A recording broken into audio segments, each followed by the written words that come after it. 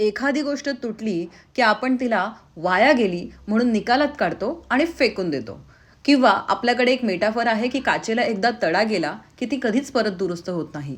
मात्र जपानमध्ये किंत्सुगी नावाची एक टेक्निक आहे, ज्यामध्ये मातीच्या तुटलेल्या भांड्याला सोनं, चांदी, शिसं आणि प्लॅटिनम यांच्या धातूच्या पुडीने हे भांडं पुन्हा जोडलं जातं. विशेष म्हणजे जोडल्याच्या खुणा लपवल्या जात नाही, तर त्या अधिक सुंदर पद्धतीने अधोरेखित केल्या जातात.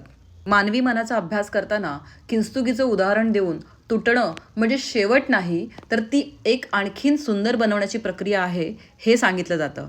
त्याच पद्धतीने एक योग्य व्यक्ती तुमच्या तुटलेल्या मनाला फुंकर घालून तुम्हाला पुन्हा एकदा नव्याने अशा पद्धतीने जोडू शकते की तुमचं आयुष्य आणखीन जास्त सुंदर आणि समृद्ध करायला मदत करतात. ती व्यक्ती कुणीही असू शकते तुमच्या आयुष्यामध्ये, तुमची आई, वडील, गुरु, मित्रमैत्रिणी.